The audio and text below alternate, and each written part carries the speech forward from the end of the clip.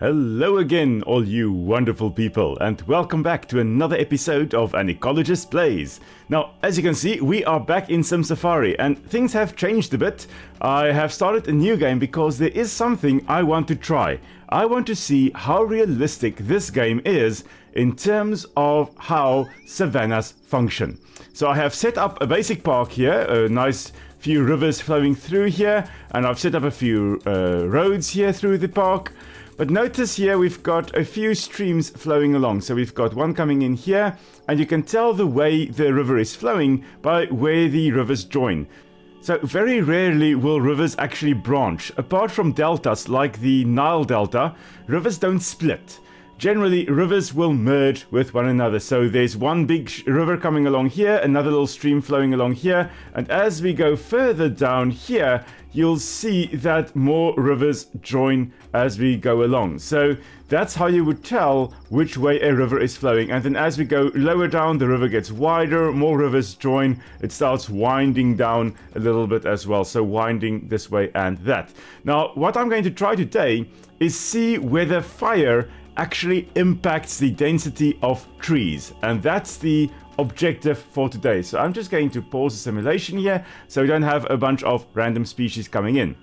And the idea is to establish as many trees as we possibly can. So let's start, and we'll form little clusters, little nuclei consisting of a variety of species. Some of these will generally survive in this park, some of them will not. But in order to hedge our bets, we're going to plant all the trees and as many of them as we possibly can. So I have given myself a bit of extra money here as well, just to get the park set up, and we'll see whether the ecosystem functions the way savannas generally do. So let's start. We'll put in a whole bunch of baobabs over here, and then after that we'll put in a whole bunch of bush willows. So the African baobab here, An digitata, an amazingly useful tree found on through Africa. A few years ago, there were rumors that there was a second species of Adansonia also discovered in Africa, Adansonia kilima, although it seems that has now been disproved. Generally, taxonomists, the guys responsible for actually classifying species and describing them, they are classified into two groups. They are the lumpers and the splitters. The lumpers just want to put a whole bunch of species together based on the way they are, whereas the splitters want to have more species and just want to split one species into 2 or 3 or 4 or 5, depending on small little variations in the genetics or in the morphology, the way they look. So we'll see how this plays out in future. But for now, we only have one species of baobab in Africa, and that is Adansonia digitata, which is the baobab we've got in this game. We also have a variety of other species that we are planting here. We've put in some camel thorns, which generally do best in your more arid regions. So in the Kalahari, for example, in South Africa, or in Southern Africa, we have got camel thorns, Acacia areoloba.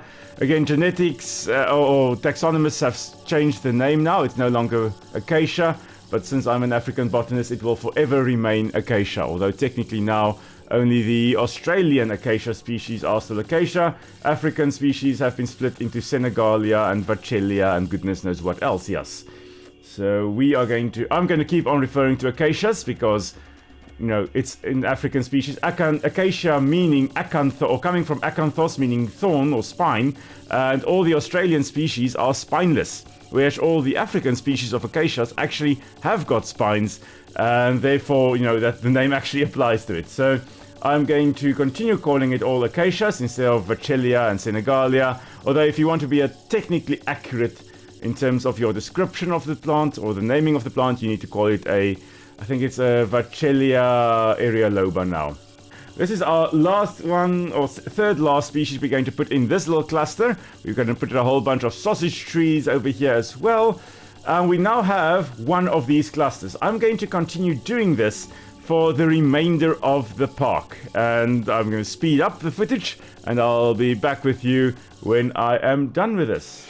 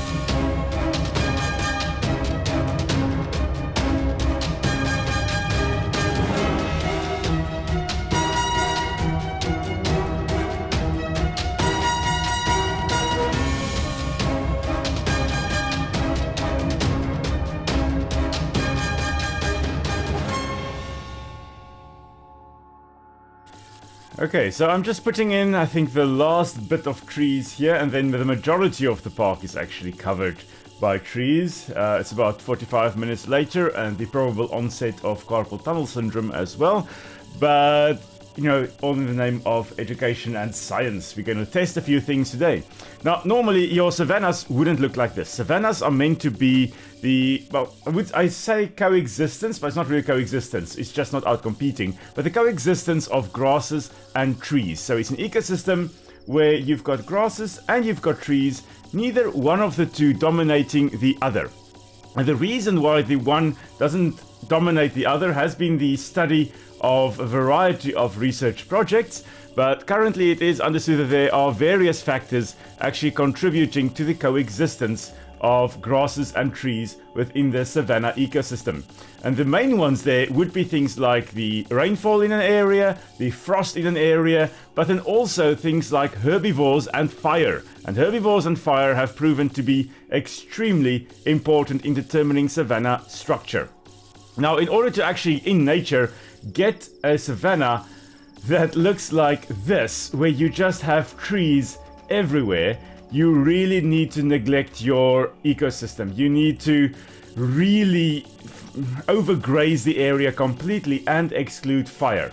So we, however, are just testing to see what happens if we now go and burn more frequently. But in order to do that, we need the whole area covered with trees. I'm going to get the simulation going so that our plants, our trees, hopefully start colonizing the park. There are a few bare patches here and there, but hopefully the trees will now spread.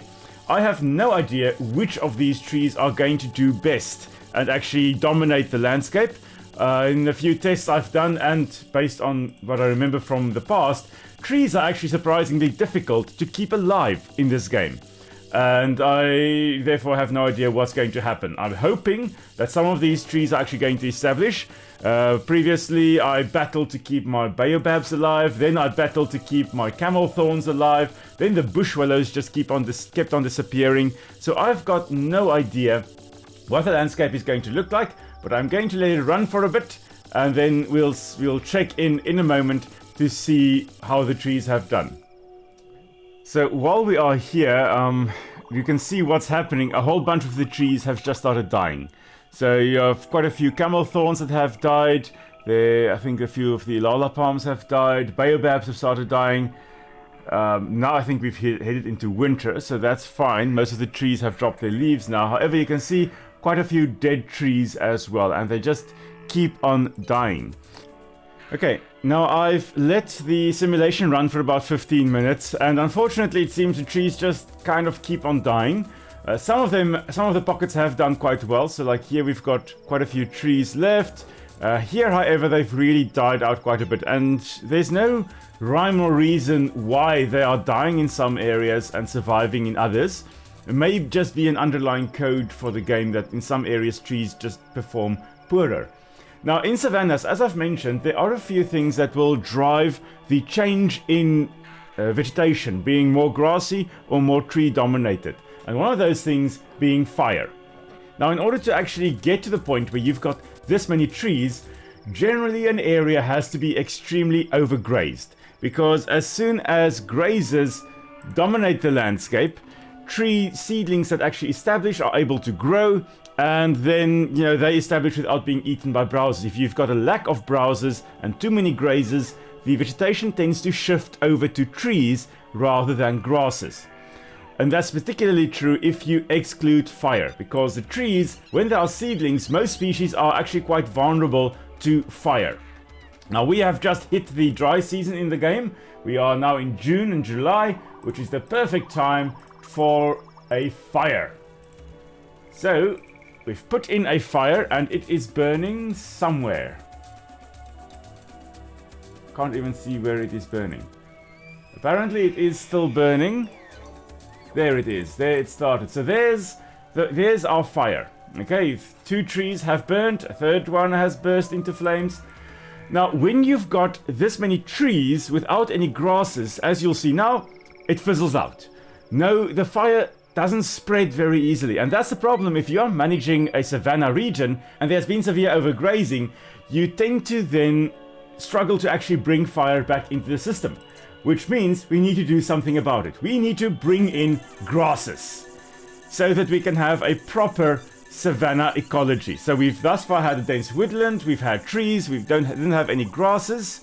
Now we're going to start bringing in grasses. Let's just test again. We start another fire. Oh, there it is, and it's already gone. So let's throw in another fire. So we keep on throwing fire at the system, and it starts burning, and then it just kind of stops. It fizzles out because there are no other plants close enough for the fire to be carried over. So let's remedy that situation. Let's bring in some grasses. And we're going to bring in the Thermida triandra, the red grass, in this game called the red oats grass. Now you can hear we also have elephants in the background trumpeting and making a lot of noise. So they are also going to start hammering the trees. So soon the trees are going to start becoming even fewer, meaning the grasses can then have a chance to establish. So the reason grasses tend to be kept out from an area with trees like this is the shading effect. Trees shade out the grasses. Grasses do quite well if there are a few trees in the area. If it's just barren field, they struggle as well. But if there are a few trees, grasses do extremely well.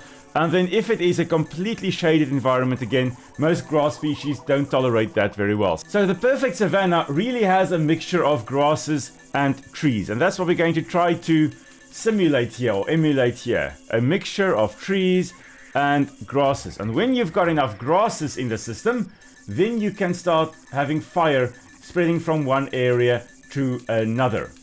The problem then is that you also have the possibility of overburning an area or having a too short fire return interval, burning too frequently.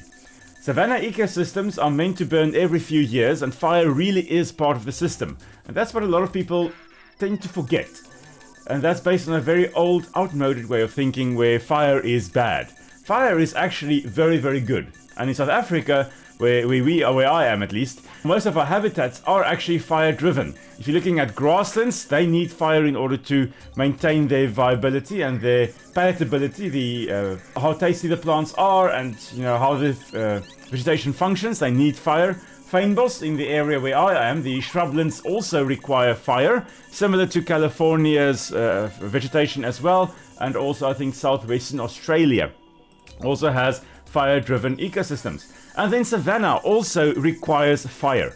But if you burn savanna too frequently, you end up with a very open savanna and the trees disappear. If you don't burn frequently enough and you overgraze, then you start getting a lot more trees, and then the ecosystem functions differently as well. So we have basically established a savanna now. We've put in a whole bunch of grasses. The grasses also have started spreading quite quickly, and we're going to check back in a moment when the majority of this area is covered by grasses and trees, a mixture of it.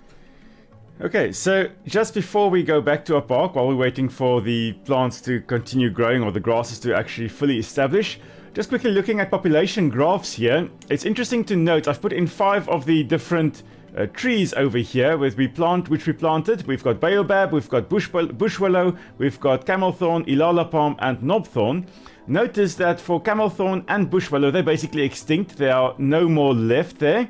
Whereas your knobthorn has gone down quite a bit in the last few months, and they've stabilized more or less. Same with baobab, gone down but stabilized more or less. Ilala palm went up and then went down. Now, this is just the past 12 months. Now, we are, I think, in year 5 now. So having a look at this, notice this is a point where we planted all those trees 5 years ago, basically. They then established and then started dropping. However, you notice bush willow here hit a plateau. The population dropped about a year after establishing. Same with camelthorn. For some reason, these two species did not do well in this park at all. We also then have knobthorn went up and went down and up and down. Seems to be cyclical, so most likely the rainy season they are establishing, dropping down during the dry season, going up in the wet season again as new seedlings are recruited, and going down and up and down and so on. However, all the trees are continuing their downward trend. It is possible, however, that they will more or less stabilize out at a general savanna ecosystem. So populations or population graphs are extremely useful in determining what your population is actually doing. Now, in our case here, we've got more of a typical savanna ecosystem now. We've got quite a few trees still left in the area, lots of grasses, more or less established, vast areas now dominated by grasses with a few scattered trees. Here we've got a relatively open savanna. Other areas like this still holding out with a few trees over there. Same here as well. But I think it is time for us to burn. We are going to have a little spring burn here. So this is after the dry season. Let's see where our fire has started. It has started right over here, and immediately you can see the trees were the ones that ignited. Let's say it's probably a lightning strike, hit the tree over there, and now because we have grasses in between the trees, the fire is now spreading far more quickly through the landscape here, really taking over, burning the trees as they go along, and then leaving the burnt areas behind. Now, what's happening here is the road here is acting like a fire break, and this is a common misconception that roads and fire breaks are not there to actually stop the fire. Fire can very easily jump from here over to here. In fact, if there are strong winds, the fire could jump from here way over here and start another fire. We call that spotting, where the fire jumps quite a distance and starts a new fire that you've got to worry about. Fire breaks, like the road here, is actually there to help fight the fire, or to make it more easily to have, or make it easier to have access to the area where the fire is, so you can go and fight it. So you can stop it if it is threatening houses or whatever. Now, since this is a natural environment, we are going to let the fire burn, including burn the ecologist's house there. Come on, burn it. Come on, if there is infrastructure in an area like this, it's probably going to get burnt. The ecologist here is probably going to tell us to put it out. Fire in the park fires can be contained by putting water or bulldozing around them. Now, the ecologist is telling us to actually stop the fire, but that is the old way of seeing things. There have been research showing that if you let the ecologist hut burn there, it's a good thing. If you actually let fire burn through an ecosystem, that's going to result in the ecosystem regenerating far better, because, as I've said, savannas are fire-driven ecosystems, and at the same time, the vegetation, the grasses here, are going to regenerate. It's going to knock back the trees here, allowing grasses to take over again.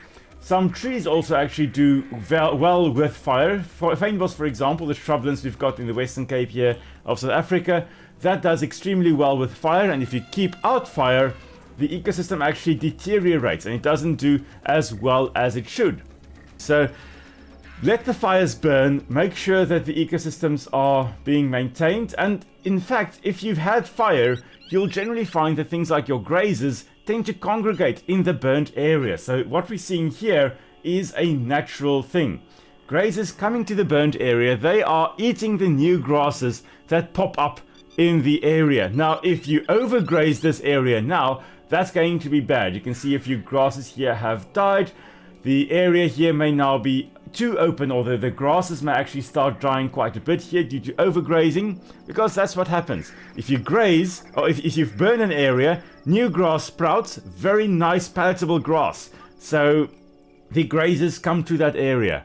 If they now overgraze that area, you're going to start ending up with trees establishing again. The whole ecosystem changes. It's very complex, and this game is trying to show that in a relatively simple or easy to understand way. And you can see where we've burned the vegetation a little bit more barren than around here.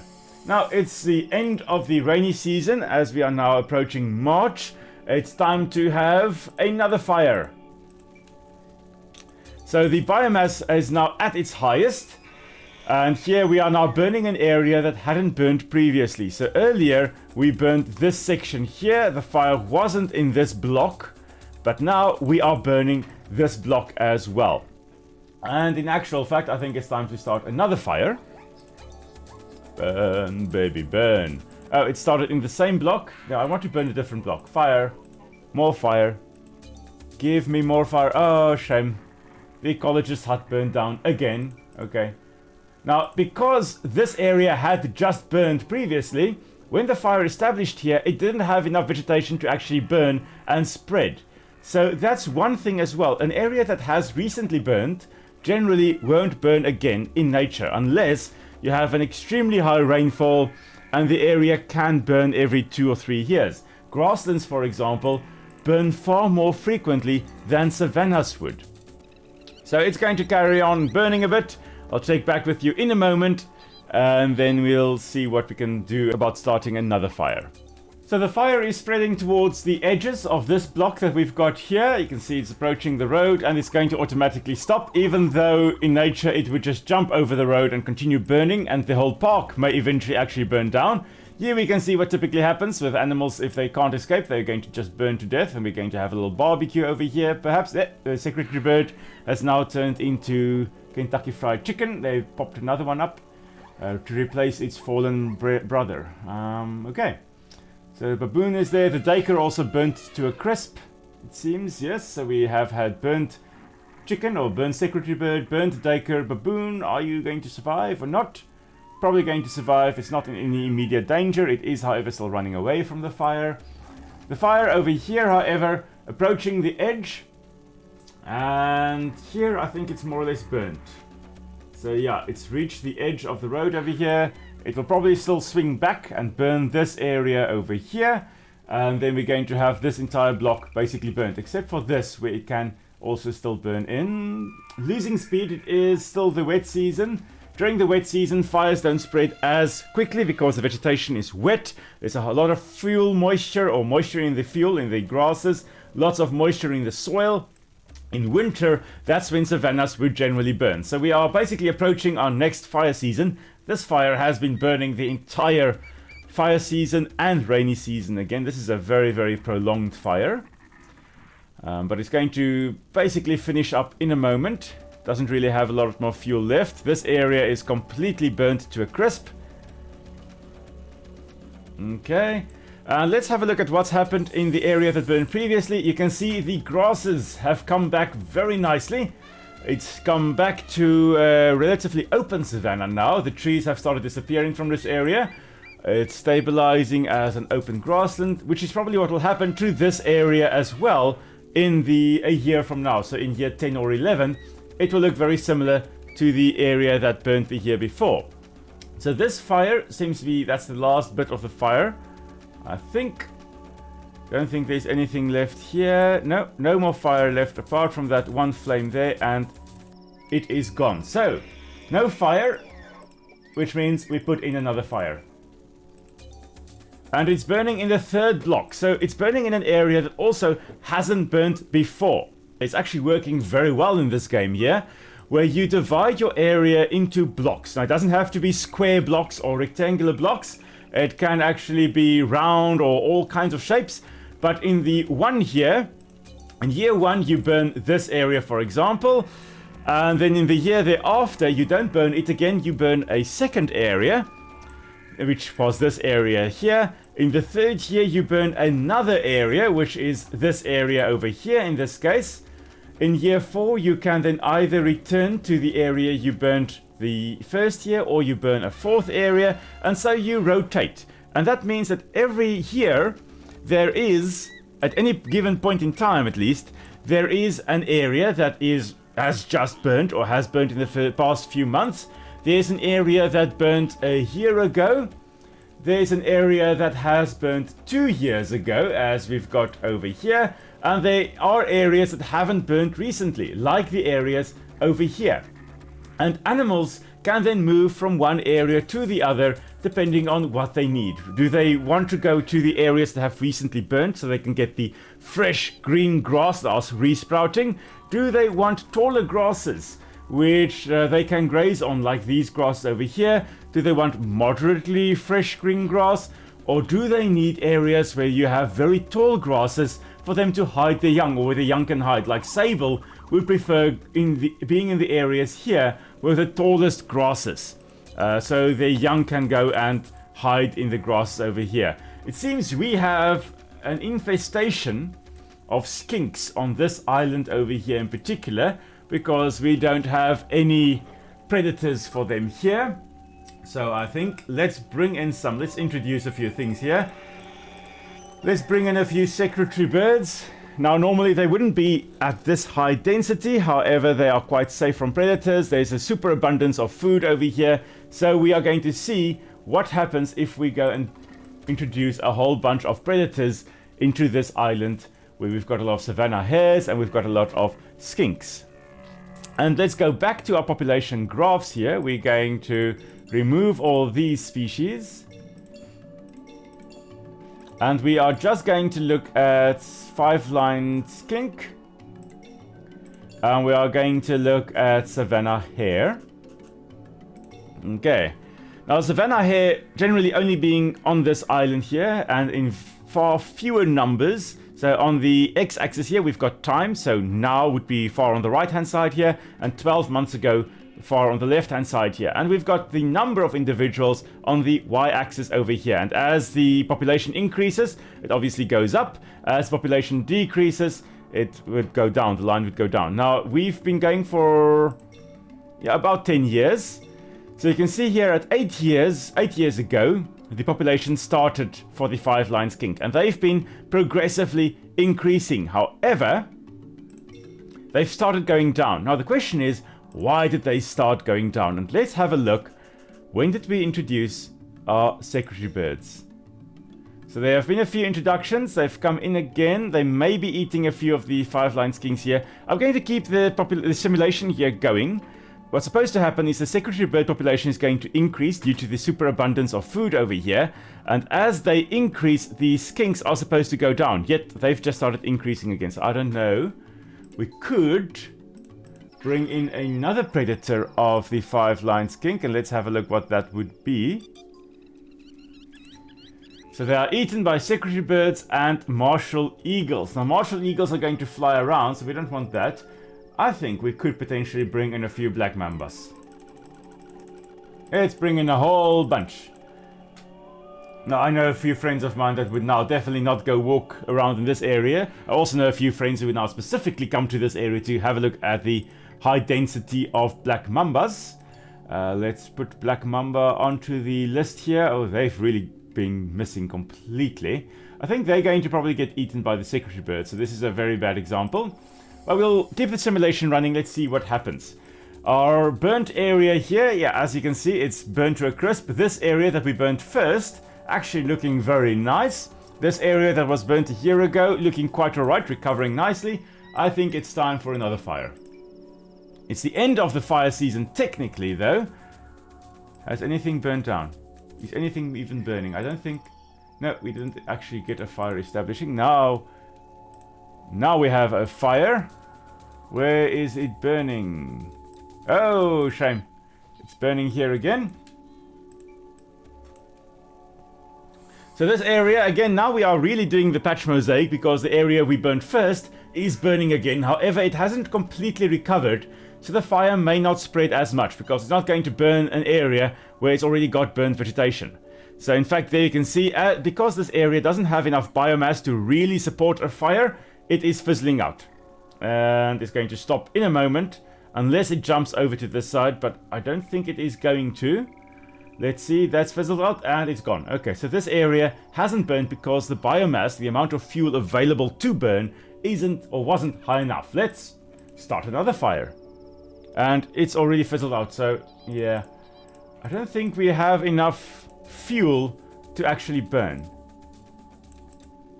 I don't know where it is burning at the moment. Ah, there we go. So it's burning an area that hasn't burnt before. It's a very small area. It's really a tiny area that's going to burn now. It's just this little block in the corner. So this is probably going to burn out completely with almost no vegetation left. But we'll see. I've got quite a few bullfrogs here. It's supposed to be the African bullfrog, which doesn't get as big as the giant bullfrog, which is the largest frog we've got in southern Africa. Not the largest in the world. The Goliath frog from West Africa is definitely quite a bit larger than our giant bullfrog. Now, our population of 5-lined skinks over here really hasn't slowed down in terms of growth. So I think we need to introduce a lot more predators. I think let's bring in quite a few martial eagles. Again, wouldn't be in this high A density, but since there's a superabundance of food, let's say a whole bunch of them have just moved into the area for some reason, even though that's not within their nature. But let's bring in a whole bunch of secretary birds as well. Now we'll see what happens in that corner. This fire, as you can see, has spread throughout the area here. It's basically just going to come to a stop on the edges here, and that'll be then time for us to burn again, because we are in the next fire season. So here, number 12. This area, as you can see, has now recovered quite nicely again. The area over here should be doing alright. It's doing quite alright. Hasn't recovered completely yet, because this is, apart from the area that has just burnt and this tiny section here, this past section was actually the most recently burnt. So this area looking quite nice. It's going to be able to support a proper fire in a year or two, I think. And this fire completely gone. So, time for another one. And it stopped automatically, most likely because it established in an area that burnt too recently. As you can see, again, burning an area that has recently burnt, it's probably not going to spread. It's probably just going to be contained within this area here. And that seems to be the case. And as soon as it has fizzled out, I'm going to start another fire. So let's... and it's burning again in an area that has recently burned, so it's probably also just going to fizzle out in a moment. It's spreading a little bit. We are at the end of the dry season, so the vegetation would be at its most burniest, if I can call it that, or most easily burnt. However, we're going to go into the rainy season in a moment, and it's probably going to halt the spread of this fire. But time will tell. So let's run the simulation, see what happens to the fire. It's not really spreading to the right very slowly, but more to the left here. It is spreading far more quickly. And what we've got here is a vulture, and very often lots of birds or birds of prey would actually follow these fires and feed on insects that are fleeing the fire.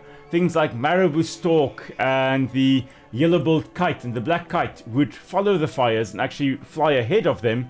Actually, so not follow, they would be there where the fires are, and they would catch any insects trying to flee the fire, and also eat anything that was burnt to a crisp. Things like tortoises that can't run away from a fire and they have burnt. Then the birds of prey or the scavengers also come in and go and eat those ones. So the vulture here being around the fire makes sense. So, well, some birds of prey would do that. Not sure whether vultures would do it, but marabou storks would do it, and kites would also do that.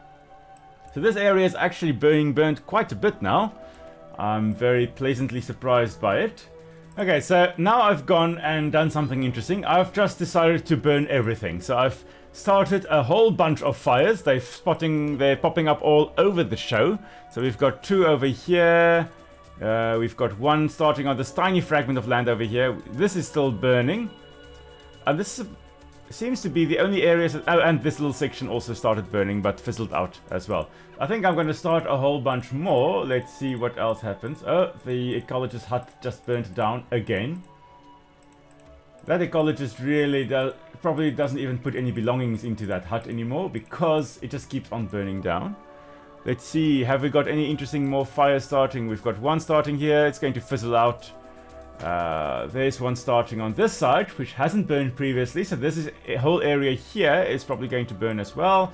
This area is still burning very nicely. We've unfortunately got a herd of elephants that are trapped over on this island, so they're probably going to struggle. This section has started burning, so it's going to burn to this side, and our population of skinks are just going crazy.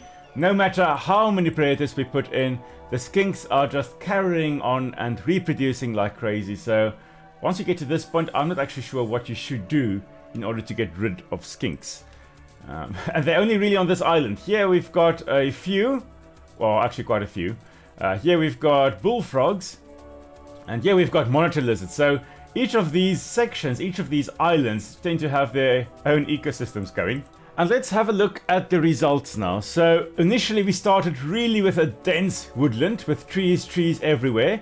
As soon as we, however, started bringing in the grasses, then the trees started disappearing quite a bit. Well, actually, they initially started disappearing after establishing them, but then once the grasses started coming in, the trees were not able to establish as well as they should have. And because most of the little blocks here were taken up by grasses. We now have also started burning a lot, which have removed a whole bunch of these trees that were standing. So we now really have an open savanna ecosystem. Looking at the areas that have burnt most frequently, this area hasn't burnt that often, so we still have a few trees left in this area. This area, however, has burnt the most of the lot, and we've got 2 baobabs that are still standing, and that's about it. This tree is dead. There's another baobab there. There's some leadwood trees here. I think they're dead though. This is the rainy season. They should have leaves if they are alive. They're dead, so a few trees here and there. The majority, however, are dead. In the area that hasn't burnt, yeah, we still have a lot of trees left.